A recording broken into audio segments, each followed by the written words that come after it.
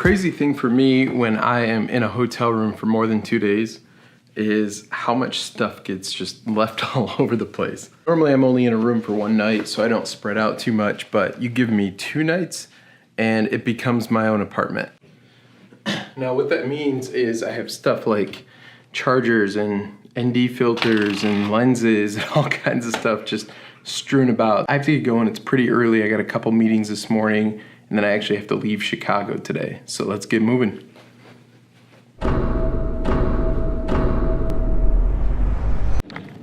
Just got out of some amazing meetings this morning and now I'm actually gonna, before I head out of town, meet up with Audrey Ember for some brunch before I leave Chicago. She's an awesome creator and I'm looking forward to meeting with her, but I've had a hard time finding parking. So I finally found a spot. I gotta sign up for this app thing really quick, pay, and then hike it over to meet her for brunch.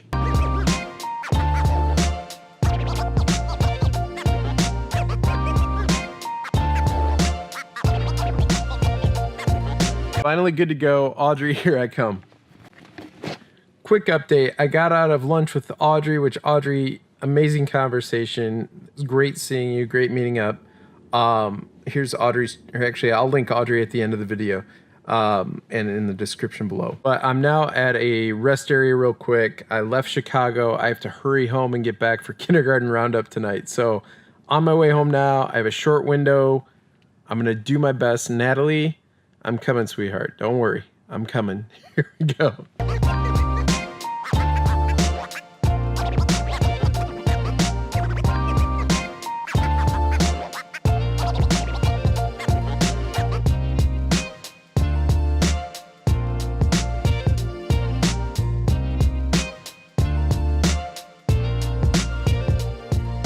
At least because it's tuned, it sounds better. Yeah.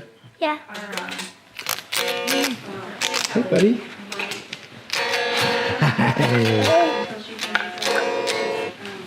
Made it back from kindergarten roundup. It was such a fun time. It's so cool to see how excited Natalie is to go to kindergarten next year.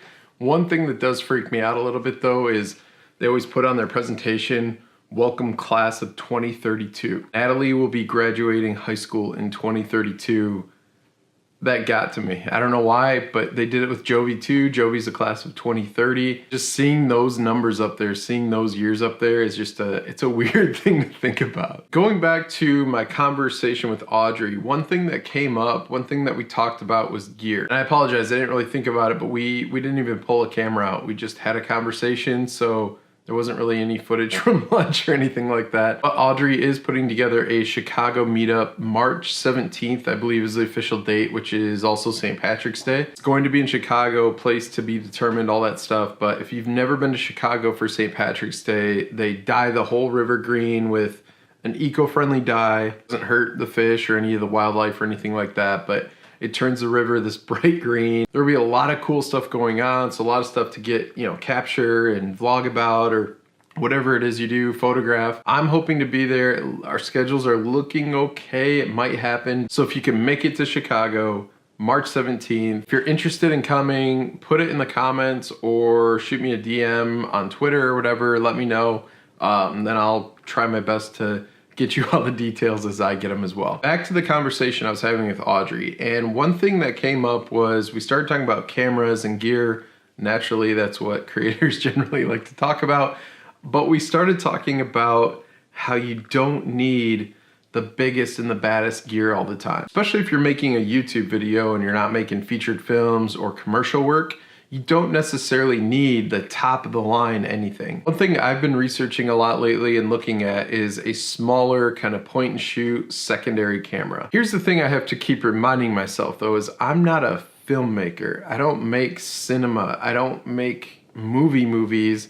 I make vlogs and YouTube videos. We have all heard YouTubers say, oh, gear doesn't matter, all this stuff. There's always an ongoing battle there because it doesn't matter, but it does matter. It's not easy to have like a line drawn in the sand when it comes to gear. I was telling Audrey about how I've been looking at these cameras and everything, and I came across Casey Neistat reviewing the Sony RX6. And what I found interesting is I went to this video looking for a review, looking at the features and all that kind of stuff, the slow-mo, And what was really cool is I got something completely different than just the review out of that video. To achieve those 3 different shot categories, I've had to have a camera like this with a wide angle lens that looks like this, and then if I want to get those long shots, those close-ups or those flat shots, or the shots that show distance or perspective, I had to have a long lens that looks like this. And I should say for emphasis that the majority of my YouTube career was built with this camera and these 2 lenses. You can do almost anything with this. At that point in the video when he said that, and he said I use this lens, and this 80D,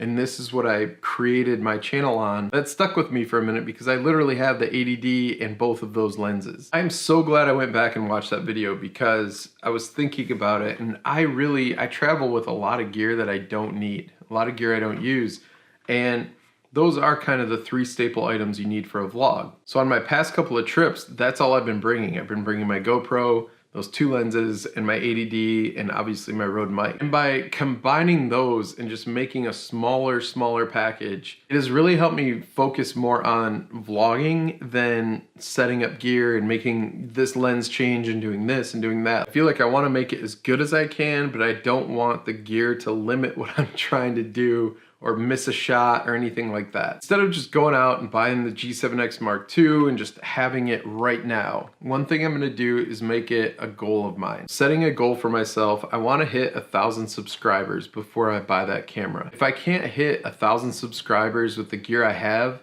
then I'm doing something wrong. Throwing more gear into the mix won't help me grow. That won't help my channel grow. When I hit 1,000 subscribers, I will get a backup point and shoot or whatever that camera may be at the time.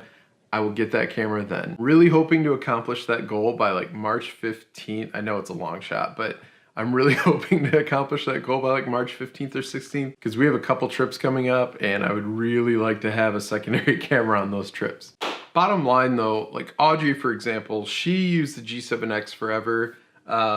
On her current camera, she actually didn't have an ND filter. She just got an ND filter like 3 weeks ago in New York. Audrey has a pretty big channel and she's built up this great community around herself. And on top of all that, she goes to film school. Like that's what she's doing is film and everything else. So it just goes to show you don't need everything to build a good story and to build a good channel. That brings me to today's daily value, and today's daily value is simply this. Take a look at what you already have, see if you're using it to its full potential, then evaluate if you need more. There will come a point when you reach that capacity, when you've maxed out your gear, the gear you have, and if you want to go to a new level, you have to invest in new gear to get to that level. But until you hit that maximum point, that maximum capacity, see what you can squeeze out with the gear you have now. I want to build this channel to a point where I have to invest in new gear because I just need to. Like I want the quality to keep getting better and keep getting better, but I want to lay the foundation with what I have now